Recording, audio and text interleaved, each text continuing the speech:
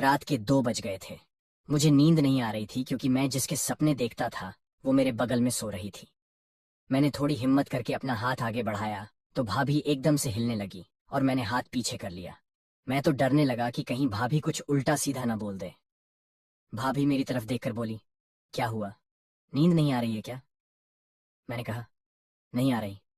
भाभी बोली, अब सो जाओ ना, काफी रात हो गई है। ये बोलकर भाभी फिर से सो गई।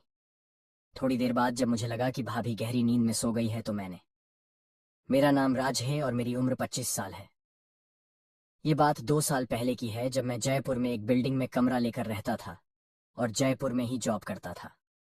मैं पहली मंजिल पर रहता था और उसी बिल्डिंग में सामने वाले फ्लैट में एक भाभी रहने आई जिसका नाम सरिता था। उसकी एक छोटी बेटी भी थी। भाभी को जब पहली बार देखा तो लगा ही नहीं था कि उनकी शादी हुई होगी। जब पहली बार मैंने भाभी को देखा तभी से मेरा मन भाभी पर आ गया था। भाभी अपनी बेटी के साथ अकेली ही रहती थी और उसका पति कभी कभी महीने में एक बार आ जाया करता था। तो मैं समझ गया कि भाभी का भी वो करने का मन करता होगा। भाभी किसी हॉस्पिटल में नर्स का काम करती थी। भाभी हर सुबह हॉस्पिटल के लिए निकलती और मैं भी उसी समय अपने काम के लिए निकलता था। जब भाभी घर वापस आती तो मैं भी उसी समय घर वापस आता। कुछ दिन तक ऐसे ही चलता रहा। भाभी भी समझ गई थी कि मैं उन्हें छुप छुप कर देखता रहता हूँ। ऐसे ही 2 महीने बीत गए। गर्मियों के दिन आ गए। भाभी ने उसकी छोटी बच्ची को अपने नाना नानी के पास भेज दिया। अब भाभी घर पर बिल्कुल अकेली थी। एक दिन मैं ऑफिस से वापस घर आया तो वह गेट पर खड़ी थी। तो उन्होंने मुझे आवाज लगाई और कहा, सुनो, वो क्या है ना, मेरा फोन नहीं चल रहा है, क्या आप एक बार देख लोगे? मैं तो पहले से ही भाभी को मिलने का मौका ढूंढ रहा था।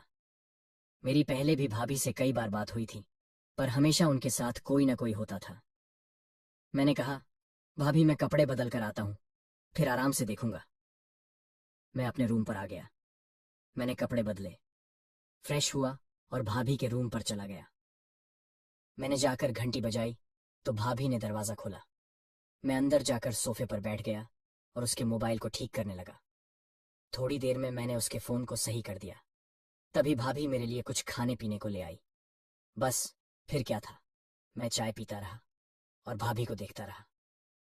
थोड़ी देर बैठकर हमने यहाँ वहाँ की बातें की। मैंने भाभी से उसका नंबर भी ले लिया, यह कहकर कि किसी चीज की जरूरत हो तो मुझे फोन कर दे। और फिर मैं अपने घर वापस आ गया। रात को करीब 9-10 बजे भाभी ने मुझे मैसेज किया कि थैंक यू। तभी मैं समझ गया कि मेरा काम बन सकता है। फिर हम दोनों एक दूसरे से बातें करने लगे। वो भी अकेली थी और मैं भी।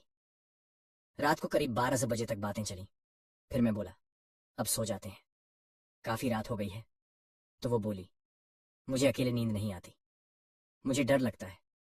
मैं बोला, मेरे यहाँ आ जाओ, यहाँ सो जाना और सुबह जल्दी चले जाना। उसके बाद मैं सोचने लगा कि अगर किसी ने भाभी को मेरे यहाँ देख लिया तो बवाल हो जाएगा। भाभी ने कहा, एक काम करो, तुम यहाँ आ जाओ, तुम सुबह चले जाना। मैंने थोड़ी देर सोचने के बाद बोला, ठीक है, दरवाजा खोलो, मैं आपके यहाँ आ जाता हूँ। उसके बाद मैं वहां चला गया।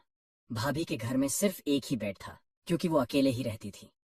जब मैंने भाभी से पूछा तो वो बोली, कोई बात नहीं, इसमें 2 लोग आराम से सो सकते हैं। मुझे भला क्या परेशानी हो सकती थी। मैं भी उनके साथ ही लेट गया। रात के 2 बज गए थे।